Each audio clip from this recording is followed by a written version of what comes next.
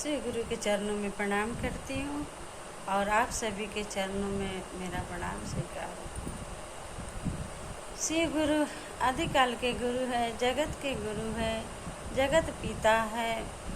श्री गुरु को हम लोग को गुरु बनाने के लिए 3 विद्या मिला है, जिसे हम लोग रोज प्रतिदिन करते हैं। पहला विद्या है अपने गुरु से दया मांगना।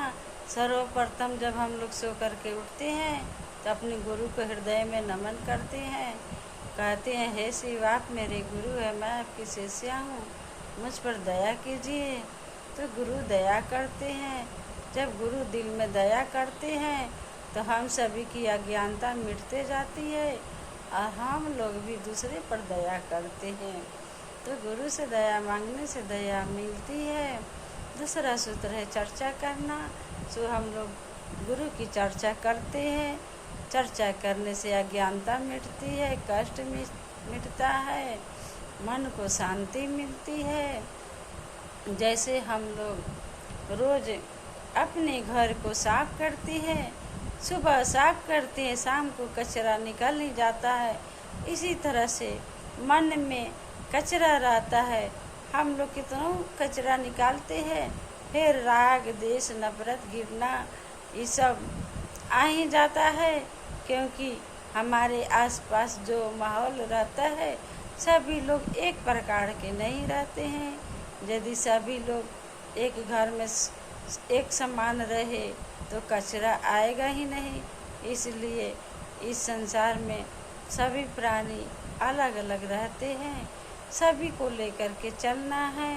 तो इसलिए हम लोग को सुबह दया मांगते हैं, उसके बाद चर्चा करते हैं और अपने गुरु को नमः शिवाय से प्रणाम करते हैं।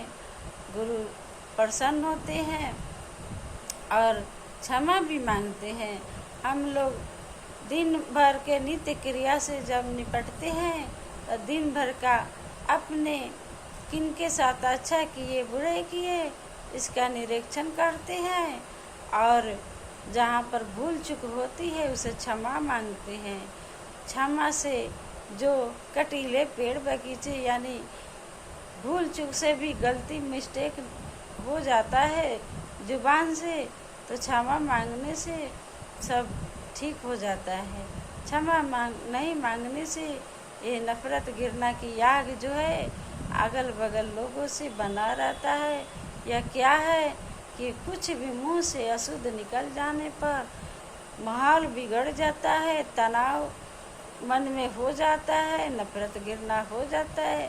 थोड़ी थोड़ी बातें से बात बढ़ते बढ़ते लड़ाई झगड़ा पर आ जाता है। इसी तरह से घर में भी कचरा रहता है, जैसे उसी तरह से मन में रहता है। तो ये सब हम लोग को नित्य प्रतिदिन करते रहना है। जैसे हम लोग आग को प्रज्वलित करते हैं, आग तो जलती है पर धीरे धीरे जब आग बुझती है तो उस पर राख की परत छाप लेती है तो आग अंदर हो जाती है और राख की परत ऊपर हो जाता है। फिर जब लोग उसे ठोकते हैं, झाड़ते हैं, फिर उसको आँच देते हैं तो आग फिर हो जाती है। इसी तरह से परमात्मा हम सभी के अंदर है। या कभी जब हम लोग अच्छे काम करते हैं, अच्छे विचार सोचते हैं तो परमात्मा की गरिमा उनकी अच्छाइयाँ हम लोग को हृदय में आने लगती है और हम लोग शांति और आनंद को प्राप्त करते हैं।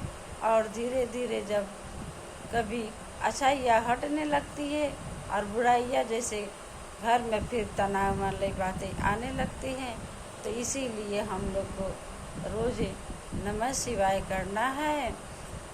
जिस प्रकार से लोहे में जंग लग जाता है तो उसको झाड़ने के लिए आग में तपाया जाता है और फिर उसे ठोक ठोक करके जंग को हटाया जाता है। इसी तरह से मनुष्य के हृदय में भी जंग लग जाता है तो प्रभु उस जंग को छुड़वाने के लिए, हटाने के लिए ठोकर मारते हैं।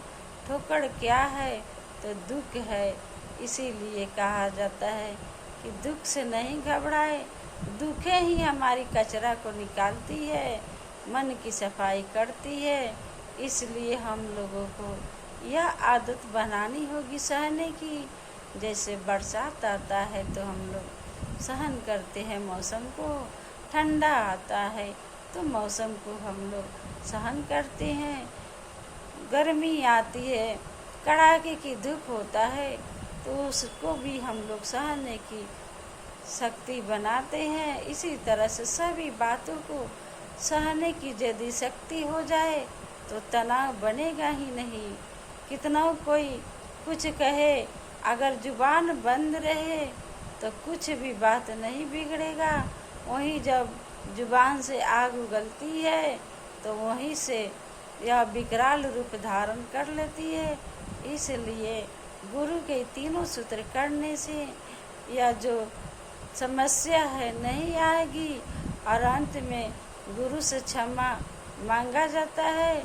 गुरु सभी के हृदय में है और जिसके साथ गलती होता है उस व्यक्ति से यदि क्षमा मांग लिया जाए तो बात उसी समय रफा दफा हो जाता है, यानी कि दोनों तरफ का मन का मैल उसी समय मिट जाता है। और ऐसा नहीं करने से मन में राग द्वेष नफरत गिरना बढ़ते बढ़ते यह कटीला पेड़ बहुत विशाल हो जाता है, जिसमें बहुत लोगों को लहूलुहान होना पड़ता है। तो इसलिए हम लोग को जो मिला है सारी दुनिया का निचोड़े 3 सूत्र है। मात्र नाम है दया मांगना, 3 सूत्र है, चर्चा करना नमः शिवाय। लेकिन यह जीवन की सारी समस्या इसी में, इसे सब समझने की हम लोग कोशिश करेंगे, प्रयत्न करेंगे तो कोई समस्या नहीं आएगी। जीवन की सारी समस्या इसी 3 सूत्र में समाया हुआ है। तो मन को नरम बनाने के लिए यह गुरु के 3 सूत्र सभी प्राणी करते रहे। मैं अपनी वाणी को गुरु के चरणों में